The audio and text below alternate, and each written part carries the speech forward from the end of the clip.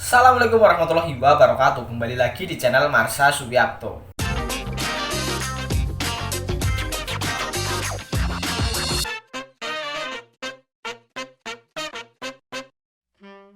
Pada kesempatan kali ini kita akan kembali membahas informasi menarik. Kali ini kembali terkait dengan rencana dari pemerintah yang kembali akan melaksanakan rekrutmen P3K di tahun 2022 ini. Jadi belum lama ini Kementerian Pan-RB telah menyusun terkait dengan kebijakan perencanaan dan pengadaan pegawai pemerintah dengan perjanjian kerja atau P3K dan pengelolaan tenaga non-ASN. Jadi kali ini kita akan coba lihat bagaimana kebijakan pengadaan ASN P3K di tahun 2022 ini. Untuk itu bagi yang penasaran, simak terus. Oke, bismillahirrahmanirrahim, langsung saja kita mulai. Jadi ini adalah PPT yang disusun oleh Kementerian Pan-RB terkait dengan kebijakan perencanaan dan pengadaan pegawai pemerintah dengan perjanjian kerja dan pengelolaan tenaga non-ASN. Jadi PPT ini dibuat atau dipresentasikan pada bulan Juni tahun 2022. Dan kali ini kita akan coba lihat spesifik terkait dengan kebijakan pengadaan ASN P3K di tahun 2022 ini. Kebijakan pengadaan ASN tahun anggaran 2022. Ini ada dasar hukumnya, jadi sudah ada surat Menteri Pan-RB terkait dengan pengadaan ASN tahun 2022. Kemudian juga sudah ada surat Menteri Pan-RB terkait dengan pembukaan aplikasi e-formasi untuk pengusulan kebutuhan ASN tahun 2022. Jadi ini kementerian dan lembaga, kemudian pemerintah daerah juga sepertinya sudah mengusulkan terkait dengan kebutuhan ASN di tahun 2022 ini melalui aplikasi e-formasi. Kemudian ini yang penting ya, kebijakan pengadaan ASN tahun 2022. Pengadaan ASN tahun 2022 dilakukan hanya untuk P3K. Jadi sudah jelas ya. Ini mungkin semuanya sudah pada tahu bahwa di tahun 2022 ini tidak dibuka seleksi CPNS, tetapi hanya fokus ke P3K. Kemudian satu, pandemi COVID-19 dan penyederhanaan birokrasi. Perubahan pola kerja birokrasi melalui teknologi informasi secara masif akan mengubah kebutuhan ASN dari segi jumlah maupun kualitas. Jadi dari sini terlihat bahwa ke depan mungkin pengadaan ASN akan semakin sedikit ya, karena pola kerja birokrasi, kemudian memanfaatkan teknologi dan lain sebagainya.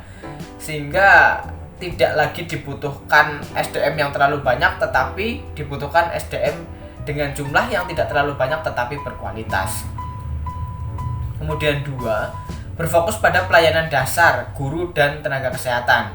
Kebutuhan guru dan tenaga kesehatan yang belum terpenuhi akan dibuka kembali sepanjang diusulkan oleh pemerintah daerah.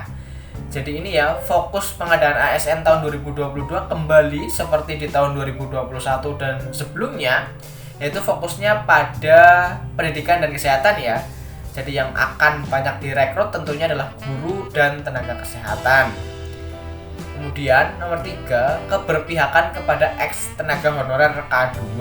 Jadi kebutuhan dapat dialokasikan bagi THK 2 yang memenuhi persyaratan dengan kebijakan yang lebih berpihak.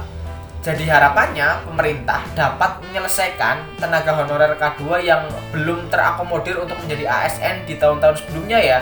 Jadi semoga di tahun ini tenaga honorer K2 semuanya bisa terangkat menjadi ASN. Kemudian terakhir, gaji dan tunjangan. Kebutuhan ASN diusulkan oleh instansi pusat dan daerah dengan memperhatikan kemampuan pembayaran gaji dan tunjangan sesuai peraturan perundang-undangan. Ini jelas ya, pasti dipertimbangkan terkait dengan gaji dan tunjangan. Dan ini definisi tenaga honorer K2, saya rasa tidak perlu dibacakan. Dan ini ya, kebijakan umum pengadaan ASN tahun 2022. Jadi jumlah ASN seharusnya negatif growth. Jadi pertumbuhannya itu tidak semakin banyak tapi negatif. Dan dalam waktu 5 tahun ke depan diarahkan ke minus 30%. Untuk tenaga pelayanan dasar, guru dan tenaga kesehatan dikecualikan dan tetap menjadi prioritas pengadaan CASN tahun 2022. Tentunya ini di tahun 2022 akan sangat banyak lagi ya terkait dengan formasi guru dan tenaga kesehatan. Kemudian pengadaan CASN tahun 2022 dilakukan hanya untuk P3K, ini jelas, guru, tenaga kesehatan, dan tenaga teknis. Kemudian ini persyaratan umum P3K 1. Setiap WNI dapat melamar menjadi P3K dengan ketentuan sebagai berikut. A. Usia paling rendah 20 tahun dan paling tinggi 1 tahun sebelum batas usia tertentu pada jabatan yang akan dilamar. B. Tidak pernah dipidana penjara 2 tahun atau lebih. C. Tidak pernah diberhentikan dengan hormat, tidak atas permintaan sendiri dan atau tidak dengan hormat sebagai ASN, prajurit TNI, anggota kepolisian negara RI atau pegawai swasta.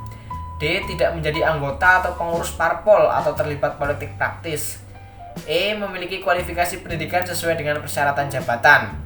F. Memiliki kompetensi dibuktikan dengan sertifikasi keahlian atau keterampilan tertentu yang masih berlaku.